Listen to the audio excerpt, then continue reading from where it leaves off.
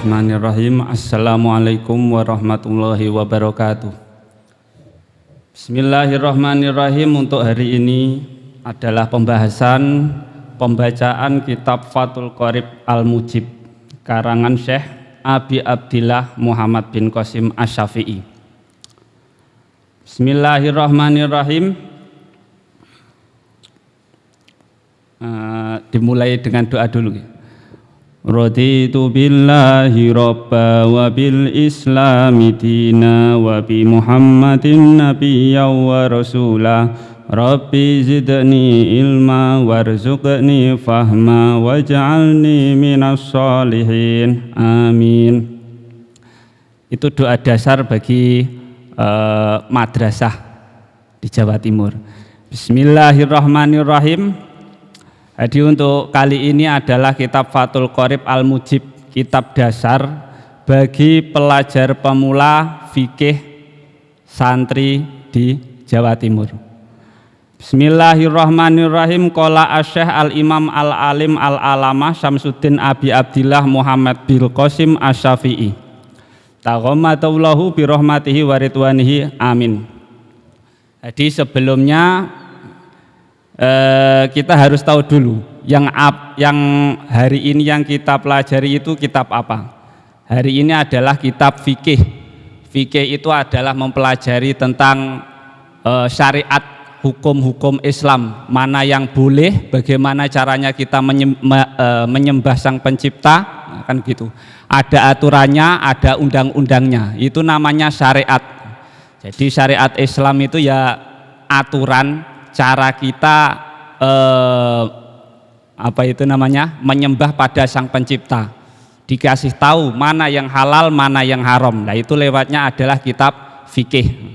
Kenapa harus lewat fikih? Ya karena fikih itu yang paling mudah kita untuk memaham tentang aturan dan kemauan Allah agar kita nanti ibadahnya itu sesuai syariat itu gimana.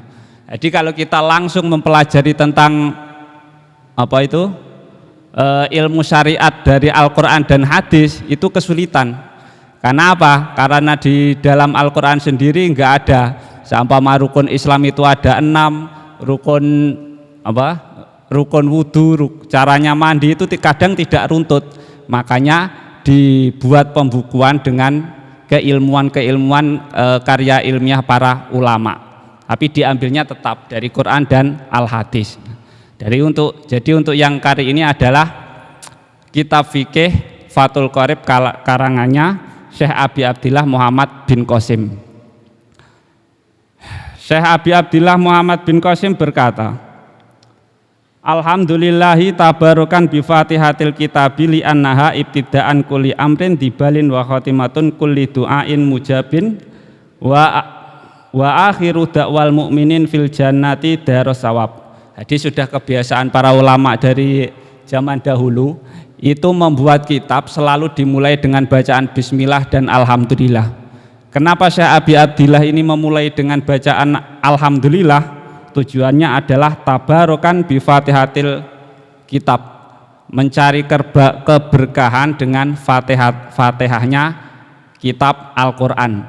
Jadi keberkahan itu apa? Barokah. Dari dulu kita sering mendengar tentang barokah itu ziyadatul khair, tambah-tambahi kebaikan. Jadi seumpama enaknya dipikir itu seperti ini, kita minum tanpa membaca bismillah dengan minum dengan membaca bismillah itu sudah berbeda. Nah, kalau membaca bismillah sudah jelas banyak barokahnya,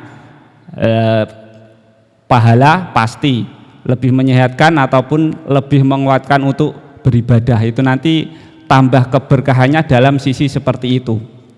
Jadi beda ketika kita nanti memulai kegiatan memulai dengan membaca bismillah, alhamdulillah atau ayat-ayat yang lain, itu nanti akan bertambah keberkahannya.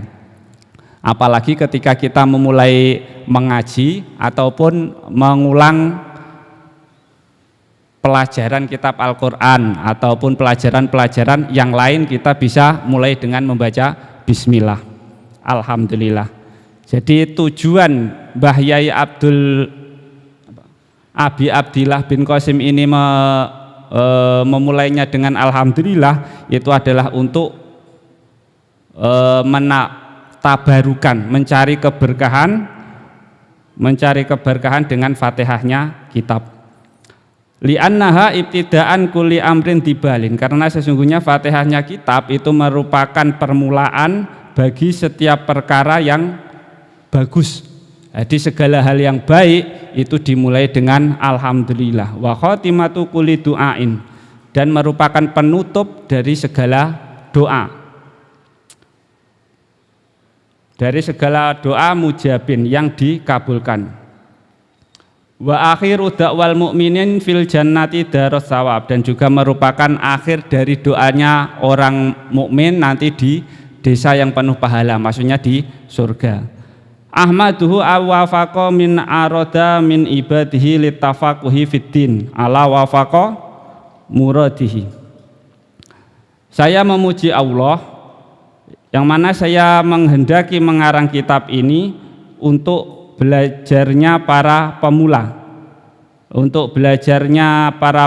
dalam masalah agama, agar sesuai dengan ketentuan atau kehendaknya Allah Subhanahu wa ta'ala. Jadi beliau tidak melulu untuk materi, mencari pengikut untuk uang atau yang lain-lainnya, tidak, karena beliau itu mengarang kitab ini untuk lillahi ta'ala, mendapatkan anugerah ridhonya Allah Subhanahu wa ta'ala. Wa usalli wa usalim ala afdoli khalqihi tahmiduhu sayyidil mursalin al-qail. Dan sholawat dan salam semoga juga tercurahkan pada makhluk paling utama, yaitu Nabi Muhammad SAW yang menjadi sayyidil mursalin, tuan atau pemimpinnya para utusan. Sholawat itu apa? Sholawat itu rahmat takdim. Jadi rahmat takdim itu rahmat takdimnya Allah pada Nabi Muhammad sama rahmatnya Allah pada kita itu sudah berbeda. Ada rahmat takdim Allah itu untuk mengagungkan Rasulullah. Jadi bukan seperti pada kita. Kalau rahmatnya Allah pada kita itu karena ngesakni, ya kasihan. Harusnya kan harusnya seorang manusia itu ketika bermaksiat harus segera dihukum. Secara konteks, secara tekstual harusnya seperti itu, tetapi ternyata tidak, ditunda dulu oleh Allah, tidak langsung dihukum, ditunggu tobatnya kapan ataupun yang lainnya. Tapi kalau rahmatnya Allah pada Nabi Muhammad itu karena untuk pengagungan, karena saking senenge Gusti Allah, saking cintanya Allah pada Nabi Muhammad, maka disebut sholawat. Jadi rahmat Allah pada Nabi Muhammad dan rahmat Allah pada kita semua itu berbeda dari sisi seperti itu. Rasulullah bersabda, "Mayyuridillahu bihi khairan yufaqihu fiddin." Barang siapa yang Allah kehendaki baik, maka Allah akan memahamkannya tentang masalah agama. Berarti kalau enggak difahamkan tentang masalah agama berarti enggak baik ya. Ya intinya yang jelas ketika orang mau belajar agama, entah itu hukum syariat ataupun keutamaan-keutamaan yang lainnya itu, berarti orang itu otomatis sudah dikehendaki baik oleh Allah. Diridhoni. Ridho Allah itu apa toh Mas? Ridho itu apa? Ridho itu Gusti Allah senang ketika kita melakukan hal seperti ini. Jadi meskipun kadang tidak menghasilkan atau tidak, ya kayak tidak ada apa-apanya, tapi ketika kita melakukan dengan hal-hal yang dikehendaki oleh Allah baik, maka itu sudah pasti Allah itu ridho kan. Mayuridillahu bihi khairan yufaqihu fiddin. Barang siapa yang dikehendaki oleh Allah baik, maka dia akan dipahamkan tentang masalah agama. Jadi seumpama kita belum paham, berarti kita datang ke majelis, madrasah ataupun semua yang mendukung kita itu nanti untuk menambah wawasan tentang agama Islam. Cari saja itu sudah mendapatkan khairan, kebaikan dari Allah Subhanahu wa ta'ala. Meskipun kita sudah pernah, walaupun ilmu itu diulang-ulang, walaupun kita sudah pernah mendengar, ketika kita masih mau himmah, punya keinginan untuk mencari ridhonya Allah dengan mencari ilmu itu nanti selalu mendapatkan kebaikan. Dikehendaki oleh Allah menjadi orang baik.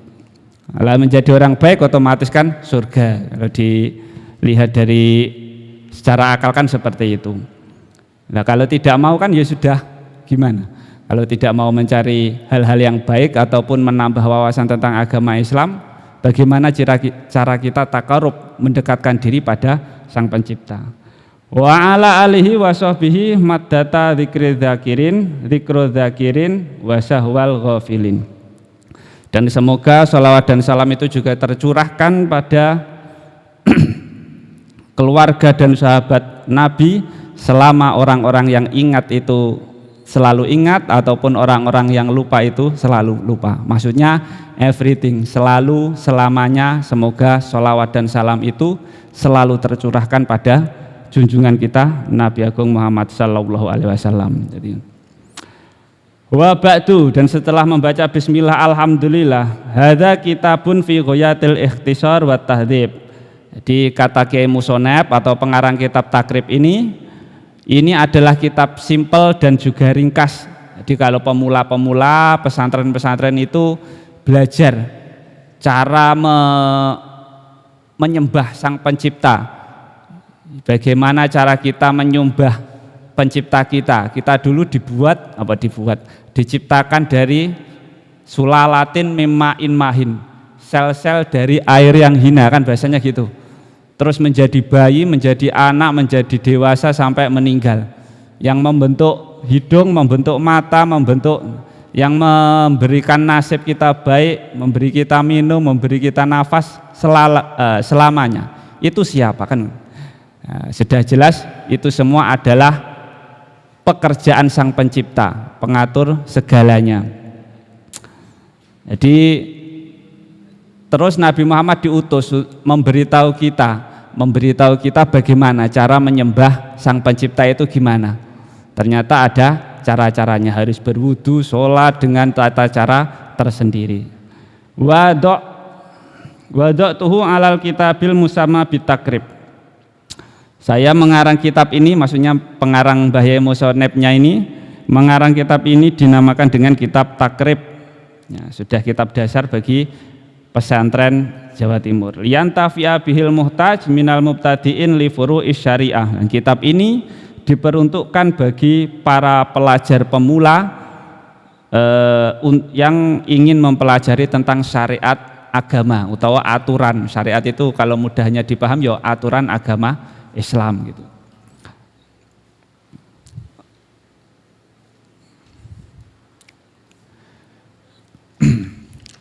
Bismillahirrahmanirrahim. Ada sedikit apa itu namanya? Masukan. Jadi bagaimana untuk pemirsa, silahkan nanti kalau ada pertanyaan apapun itu, everything, apapun itu, kalau ada pertanyaan, ada masukan, terus segala hal silahkan, bisa nanti ditanyakan langsung, bisa juga ditanyakan di kolom komentar, nanti ada tim penjawabnya. Terus untuk ini pengajiannya untuk umum, jadi setiap hari ini di Madu TV, di Madu Kiai Haji Ahmad Bajuri di sini ada pengajian setiap hari. Nanti pengisinya juga berbeda-beda. Ada Kiai Haji Ali Mubarak, Ali Musta'in, Ali Imron, Pak Zam dan yang lain-lainnya. Pak Syafiq juga, semuanya nanti bisa. Jadi silahkan kalau